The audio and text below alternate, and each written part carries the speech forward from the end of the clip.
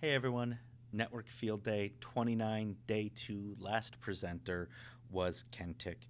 And I feel I connected a bit more with Kentik than I did with Catchpoint. And so in my Catchpoint video, I talked around how I feel that they are very cloud centric, that they were cloud first.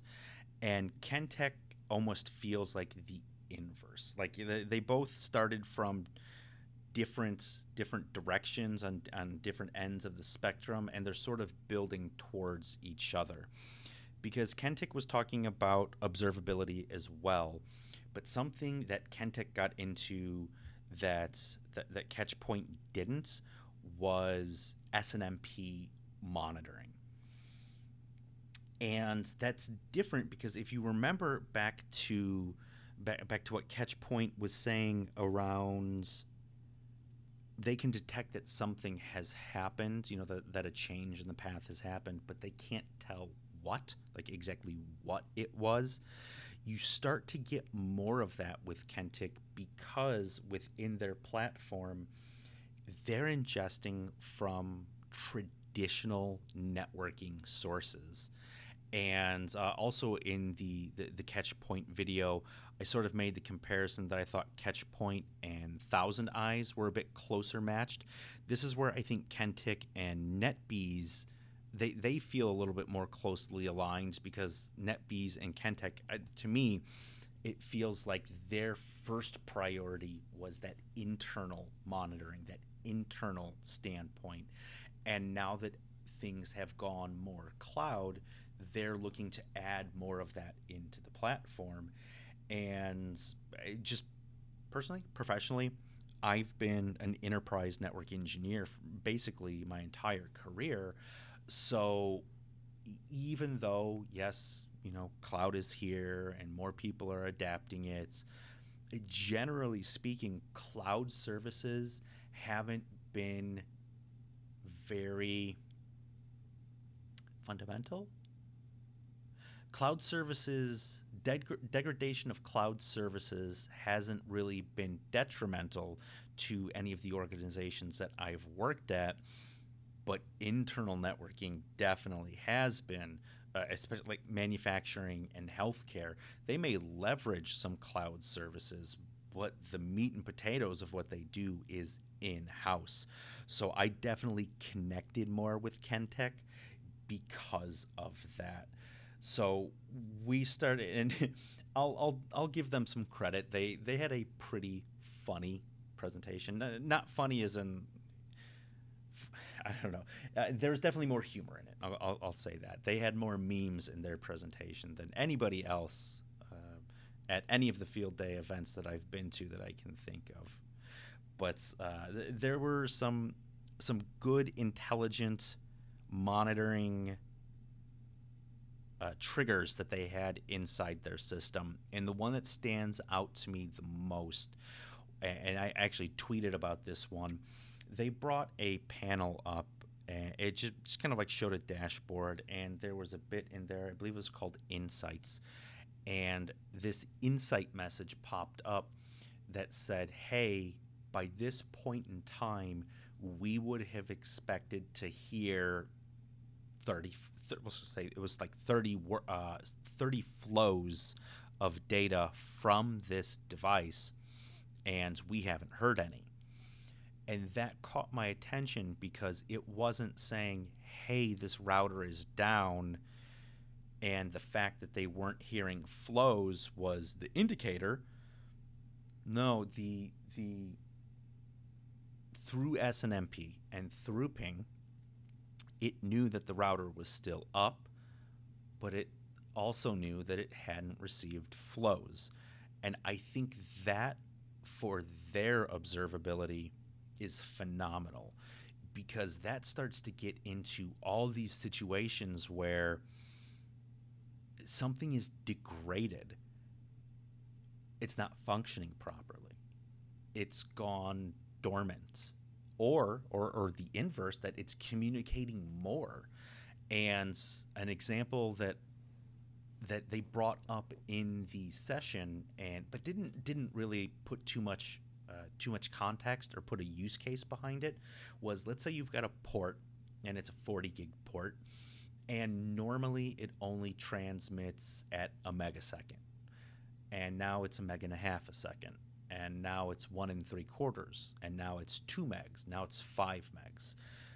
So historically, forget historically, from a consumption standpoint, that's not a problem because it's a 40 gig link. So 1 meg, 5 meg, 10 meg, that doesn't matter.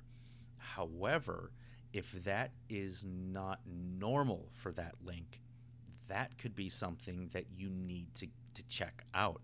So if you imagine that the other side of that link is a camera, and it's a motion detection camera, and if it's not detecting any motion, it's only streaming at 5 frames per second, because why send 60 frames per second when there's nothing going on? And that results in 1 meg a second on average. But then you get 5 megs, and now you're starting to see 5 megs more reliably. Well, if that's a motion detection camera and it only sends more data when it's seeing motion, well, now historically you're only seeing this bit. Now it's doubled, it's tripled in size. So what has changed here? Is this camera pointing to a secure area? Is this where equipment is stored? Are you in healthcare and this is a drug vault, a narc vault, or something like that? What is generating all this increased foot traffic that's triggering the camera to send more network traffic? And I think that, again, that connects with me more, is that inside my network, those subtle changes can actually be really big things. And that's what I saw out of Kentik that I really liked. Now they can do more of the cloud-based stuff. They can monitor Teams and Dropbox and O365 and all of those things, and they have similar graphs that they can draw, and you can see changes and whatnot. But since they started inside, it feels like that component is much stronger than the cloud-based stuff, which for me, that's perfectly fine. So in the organizations where I have previously worked, that would likely be the better fit for me, because with degradation of cloud not being detrimental to anyone, like, it would be an inconvenience, don't get me wrong, but it's not as important. And I think both of those softwares ultimately have the right fit depending on what your business motivators are. What are your drivers? What do you need to watch and pay closer attention to, and realistically respond better to, respond faster to? And that can kind of be the point, the line of demarcation between the two products.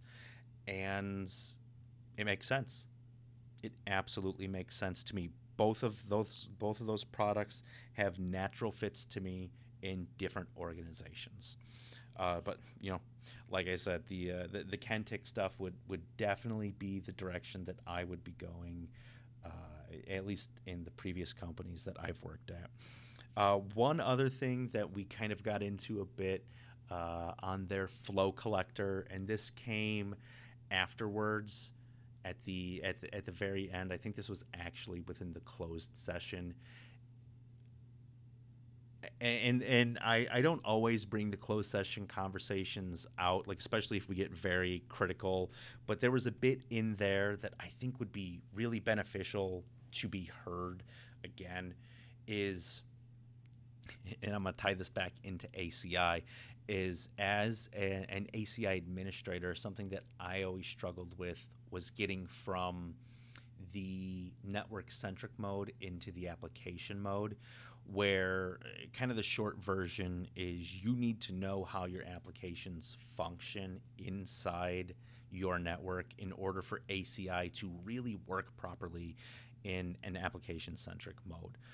Because you have the ability to say, hey, and very generically here, web servers can only communicate in this direction on port 443, and then back to databases, they can only connect back on the ports that they need, and then you group them by type. So it's not, hey, here's my web server VLAN. It's here's all the servers that are web servers, regardless of their IP or their subnets, and then you apply that security overlay.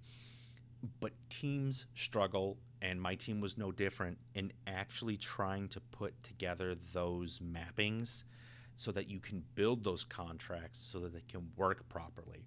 So the suggestion that I gave to them, and I do think that this would be very beneficial, is that if they could come up with a way to create a canned support, not canned support, a canned report that formatted their NetFlow data in a way that could be actionable within ACI to start building contracts, that could be something novel that they could do, because they do have that NetFlow observability that would sort of set them apart from other NetFlow collectors.